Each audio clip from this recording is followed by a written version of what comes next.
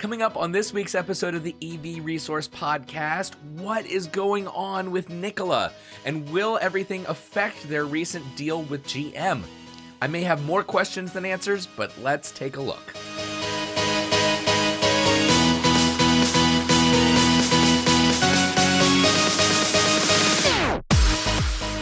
Well, hello friends, and welcome back to the EV Resource Podcast. My name is Zach Hurst, and each week I bring you the latest EV news, information, and answers to your questions about electric vehicles.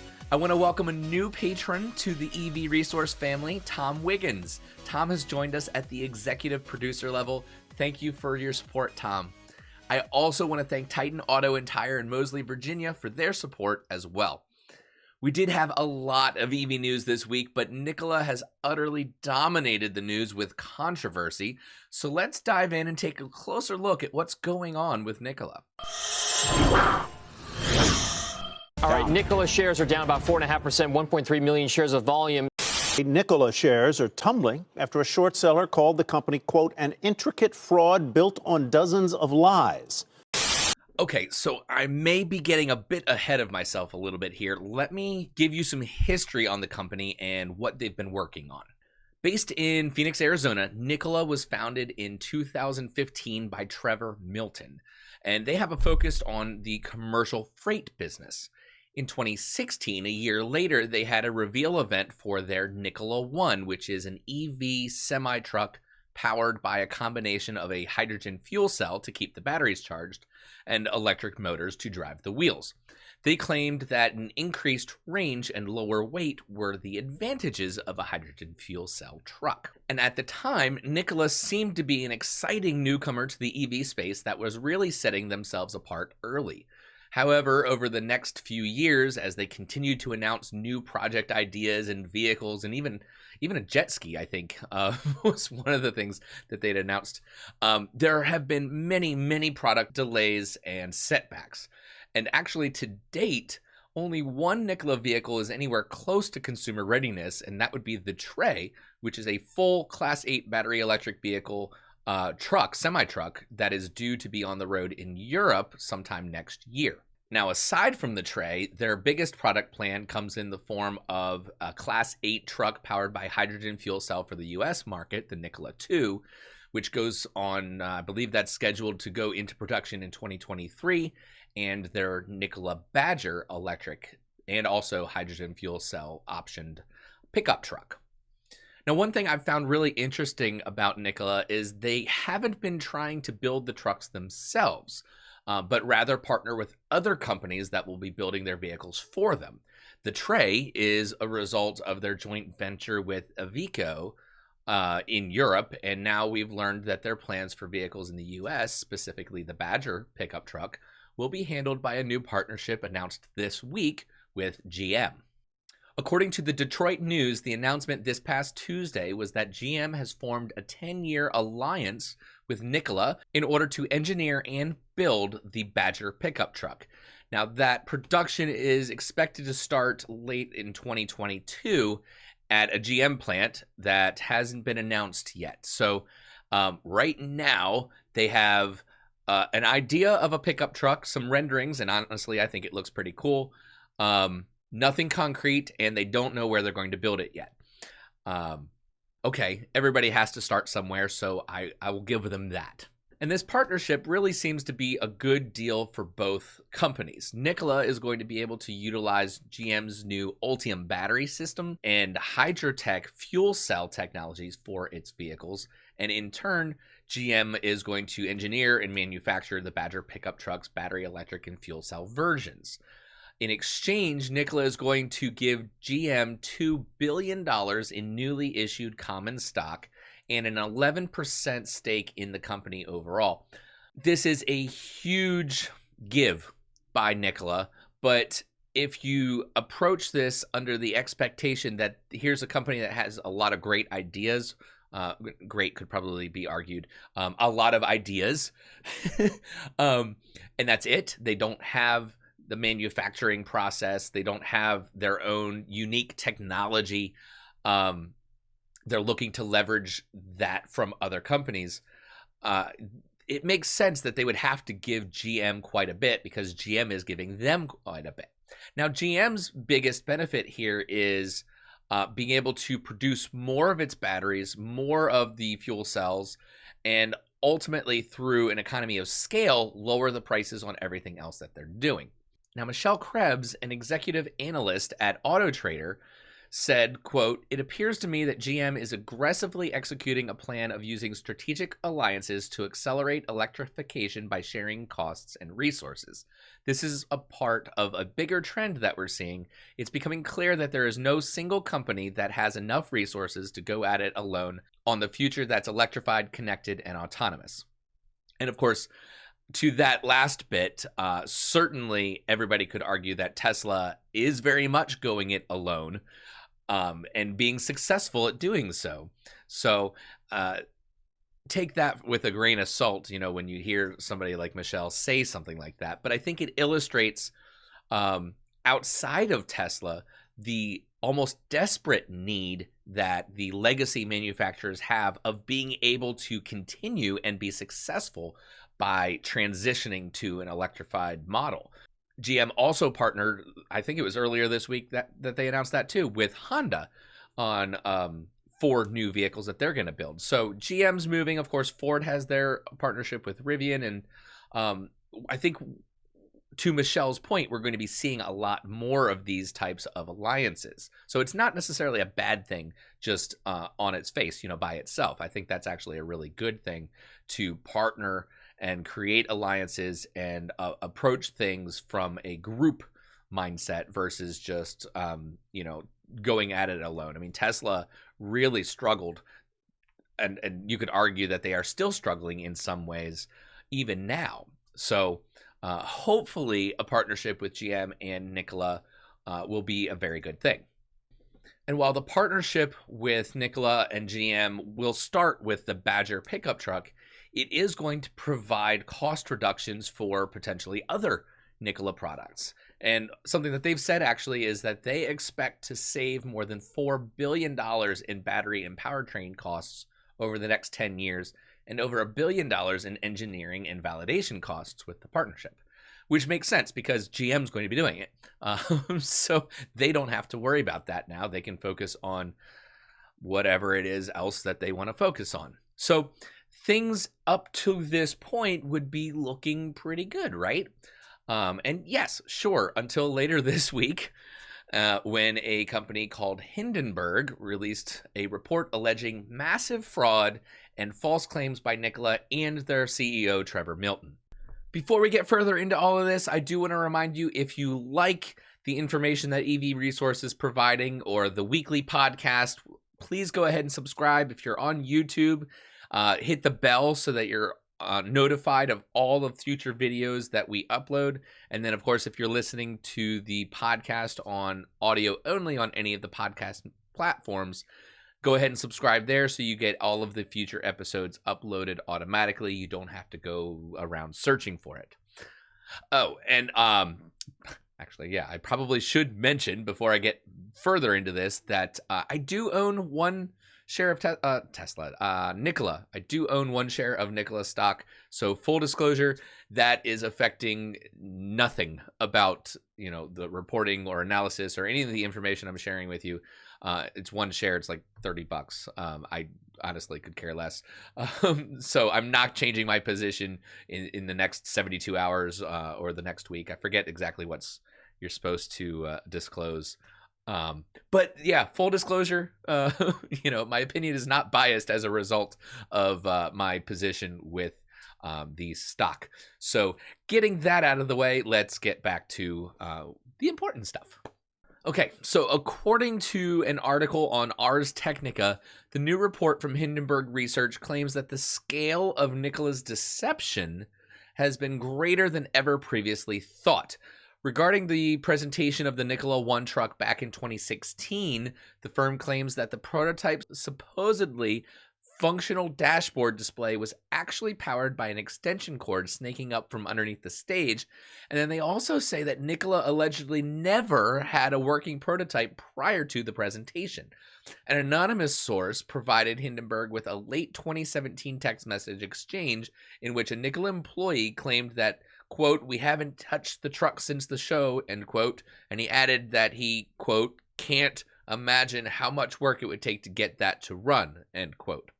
Now, Hindenburg's most explosive allegation alleges that a January 2018 video that Nikola put out showing the Nikola 1 truck supposedly driving down the highway, they're saying that that was faked, that the video, while it helped silence those who questioned whether the Nikola 1 was functional, but that Nikola had actually towed the truck up to the top of a super low-grade hill around 3% and let it roll down. Hindenburg says that they have located the spot where the video was filmed. It's a 2-mile stretch of road near Grantsville, Utah, with a constant 3% grade. And then with the camera at the right angle, the ground looks flat, but it's actually steep enough for a vehicle to pick up significant speed. One of the Hindenburg investigators took an SUV to the top of the hill, put it in neutral, and it reached a speed of 56 miles per hour. Now, aside from an anonymous source, it's all speculation. And to be clear and give a little bit of context, actually, Hindenburg is far from being just an impartial observer. They have taken a short position in Nikola's stocks and therefore have a very strong financial interest in discrediting the company. So take what they're saying with view it with skepticism, I guess is a good way of putting it. Ars Technica also noted that there is little doubt that Nikola has a working prototype of the Nikola 2 truck, and the company has published multiple videos of outsiders being given test drives in the Nikola 2. The drivetrain and the motors and everything that are in the Nikola 2 are exactly the same as what Nikola has in the European Tre. The only difference is the Nikola 2 will have the ability to add a hydrogen fuel cell, possibly at a later date. That's something that Trevor Milton has mentioned. I believe it was in his interview with the Tesla Daily podcast. He had mentioned that somebody can buy the Nikola 2 as a battery electric vehicle and then add a fuel cell to it later. So these allegations are significant. They're substantial. They are saying that Nikola was fraudulent and that especially Trevor Milton has lied over the last 4 years, talking about a product that supposedly was available, a working model, if you will, functional prototype that really wasn't. You know, should that be something that stops them from continuing on now? Obviously, as a publicly traded company, you really have to scrutinize Nikola heavily to make sure they're not defrauding potential investors. Now, Trevor Milton wasted no time in denouncing the Hindenburg report on Twitter, saying, quote, "Hindenburg is making people love us more for trying to destroy us. It will take the rest of the day to address the one-sided false claims, but I will put out a detailed report to address it." That was in the morning on Thursday, and then around dinner time, he then tweeted, quote, "It's taking a little longer to respond to the bullcrap," end quote, and he vowed to work through the night on a rebuttal. Then a few hours later, he repeated this vow to work through the night and promised an in-depth response will be out before the market opens on Friday morning. But as Friday morning came, Trevor Milton announced that he wouldn't be releasing a rebuttal after all. Instead, the company filed a complaint with the SEC, charging the Hindenburg report was false and deceptive. And Trevor then tweeted again, quote, "On the advice of counsel, however, I won't comment further now other than to say that we have involved the SEC." And Trevor Milton claimed to be pissed that he couldn't publish a response. He said that he would love nothing more than to go out and tell everybody the truth point by point, that they have nothing to hide. You know, you gotta take a step back and look at this from a lot of different angles to really kind of dig in and get what appears to be the truth out of it. So you can look at it a couple different ways. I mean, we can say, all right, they were lying. I don't know what the ramification should be if Nikola was actually being fraudulent. For myself, I am entirely willing to forgive them and say, okay, well, what do you have now? What are you working on? And how can we get to that? And I could speculate that GM probably feels the same way, because obviously they just partnered with Nikola. I would expect that GM is going to do their due diligence and obviously do some vetting of the company that they are partnering with, attaching their name to, from a PR standpoint. Any company needs to be honest, not only with the public, but also especially with their shareholders and investors, people that they're working with. They had a lot of business deals that if it were known, if they were being fraudulent, and I gotta say if, because we don't really know. There's a lot of evidence one way. There's probably a lot of evidence on the other. If only we would hear more about Nikola's response. I don't know. I have no opinion one way or the other, really. I don't know if they were telling the truth. I don't know if they were lying. I really, that's as far as I can go with that line of thought. But I really am looking forward to bringing the resolution to this story to all of you once we have it, because I think it's important. This is something that every company that makes EVs right now is representing really the EV automakers as a whole, and they shouldn't. No one company should represent an entire industry, but because EVs are still somewhat small, they're not a big piece of the overall automotive pie, that if one company screws up, it tends to reflect on others negatively, kind of a guilt by association, just being in the same space. But you know what? We'll see. I really hope for everybody involved that Nikola was telling the truth. They were telling the truth then. They're telling the truth now. And that we will move past this and get the Badger out, get the Nikola 2 out on the road.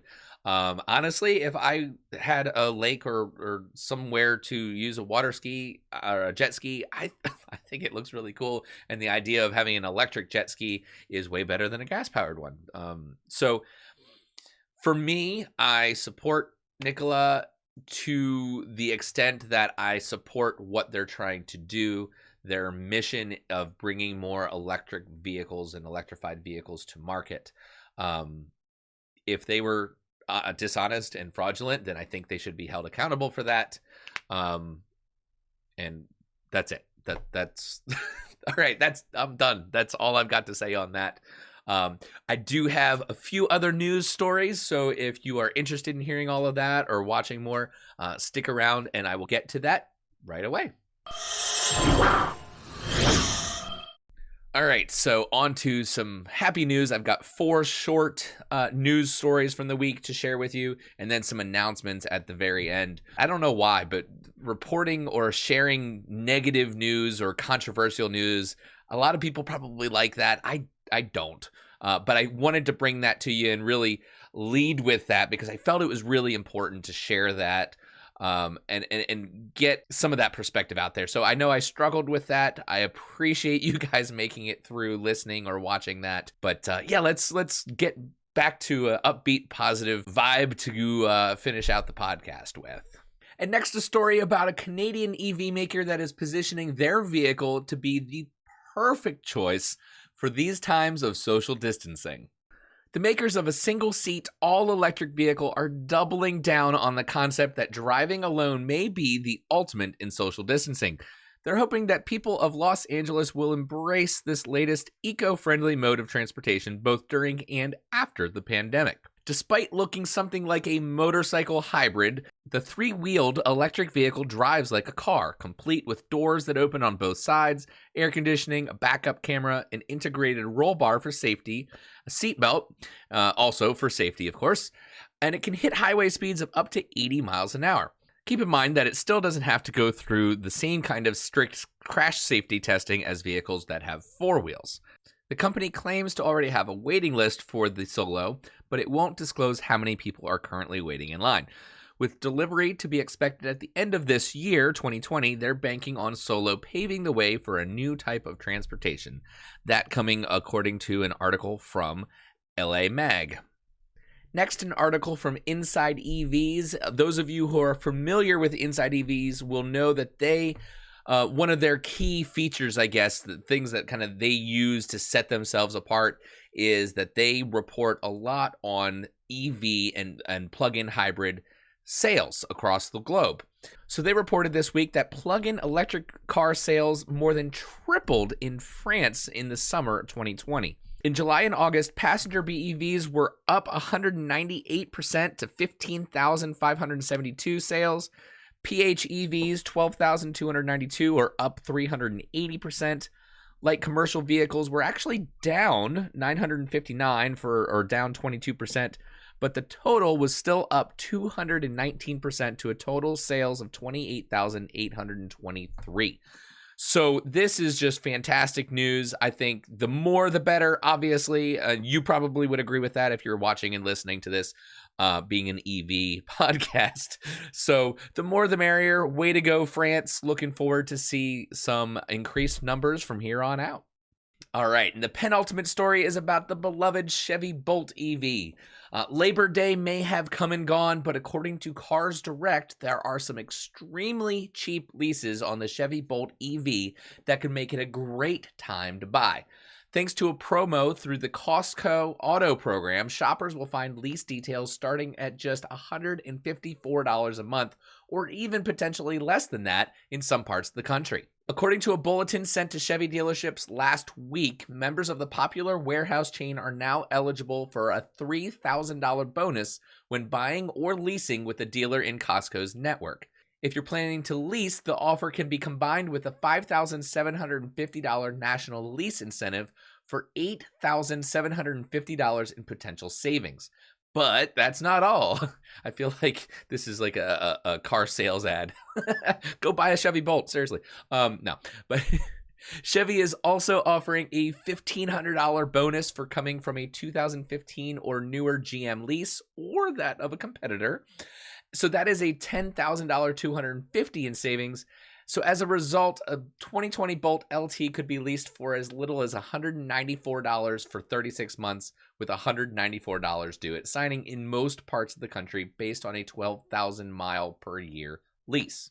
And if that wasn't enough, believe it or not, Chevy is offering those in San Francisco, for whatever reason, San Francisco, an extra $1,400 off, bringing the total discount as high as $11,650. The resulting lease starts at just $154 for 36 months. Its effective cost comes out to $158 a month, which is an exceptional value considering that the MSRP on the Chevy Bolt is $38,000 and some change with destination. Having said all of that, the fine print states that customers have to be members of Costco as of September 1st or before. And in addition, local availability may affect pricing, and choices could be limited based on the number of participating Costco Auto Program dealers near you. So while the Costco discount isn't set to expire until January 4th of next year, it's definitely worth noting that Chevy could potentially change other incentives or variables like residual value or money factor before that time. So as a result, if you were in the market for a Bolt EV, now would probably be one of the best times to buy if you are also a Costco member. And last but not least, one of my favorite stories of the week, actually, in Europe, Tesla has upgraded a lot of the Superchargers to V3 or version 3 Superchargers. And in Europe, that is coming with a CCS combo plug. So no longer the Tesla's proprietary plug for those chargers. Well, somewhere along the line, somebody with a non-Tesla decided to give it a shot and plug in. And what they found is the car communicated with the charger, it initiated a charge, and they were able to get electrons flowing. That is actually particularly interesting because Tesla superchargers, or Tesla in general, have not been known to work with any other vehicle other than Teslas.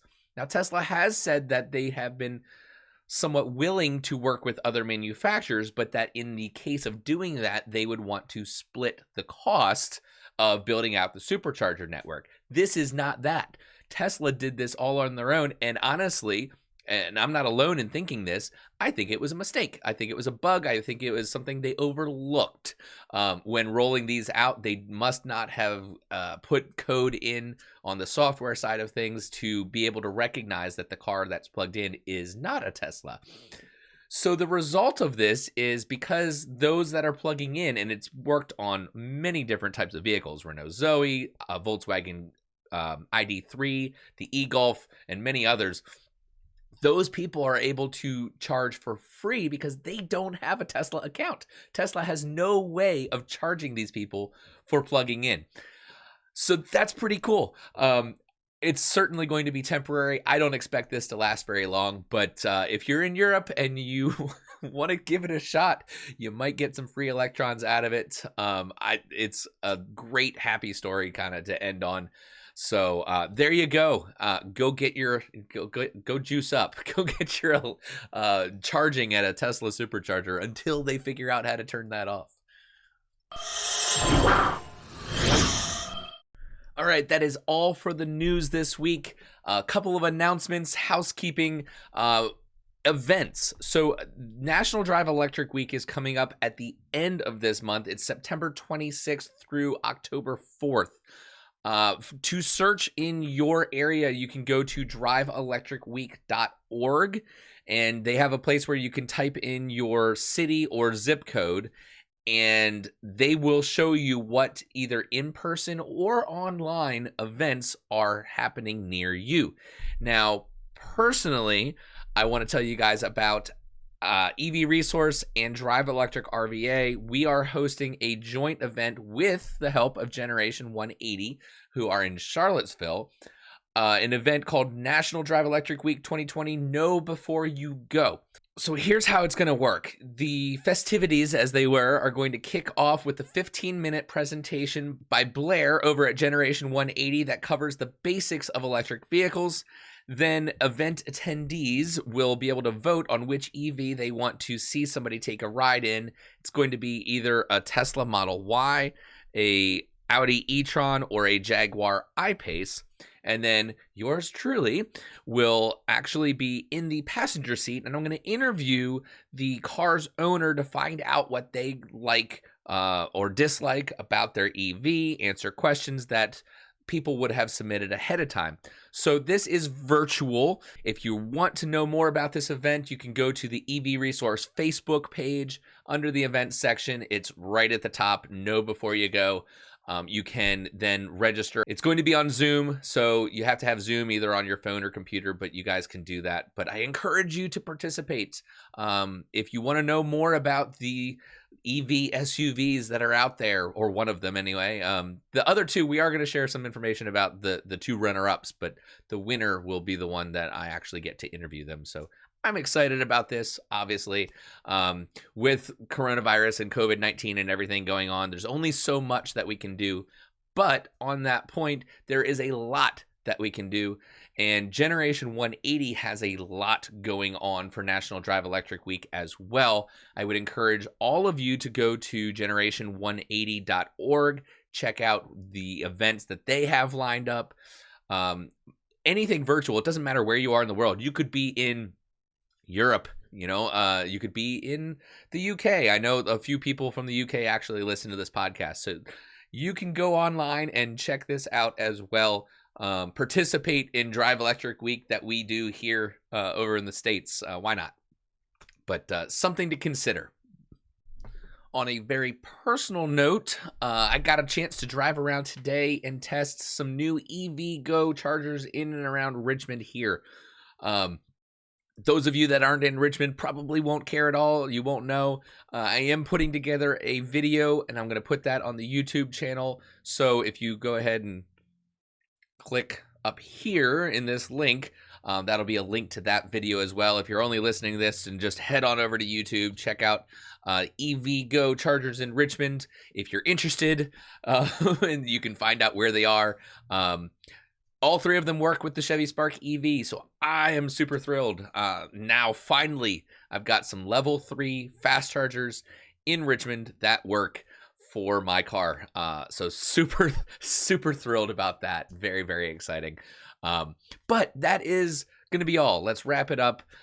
As always, thank you very much to everybody that supports the show, either through listening, you've made it this far, or watching on the YouTube channel. If you have feedback, please don't hesitate to email me, hello@ev-resource.com. You can always come by on social media, engage the conversation either on Facebook or Twitter, even Instagram. I'll throw some photos on there of usually vehicles, EVs that I spot out in the wild. Like this week I saw an Audi e-tron on driving down the highway, and then a Hyundai Kona parked on the side of the road, electric, of course, which I think it's really cool that EVs, I'm seeing more and more of them. But thank you very much to all the Patreon supporters, especially the new ones, especially Tom. Thank you very much for your support. If you are not a supporter of the EV Resource podcast or a subscriber to our magazine, you can go to patreon.com/EV Resource. Patreon is spelled Patreon.com. And you can sign up at either the magazine subscriber, which is $1 a month, or $5 or $10 for producer or executive producer levels. And there's a lot of other additional perks for those higher tiers, more than just that $1 or $5 a month. It's certainly appreciated. It is not required. I make this podcast for free. I will always make this podcast for free, but I definitely want to show my gratitude for those of you who do support us in that way. But that will be all for this week, so thank you very much, everybody. I will see you back same time, same place next week.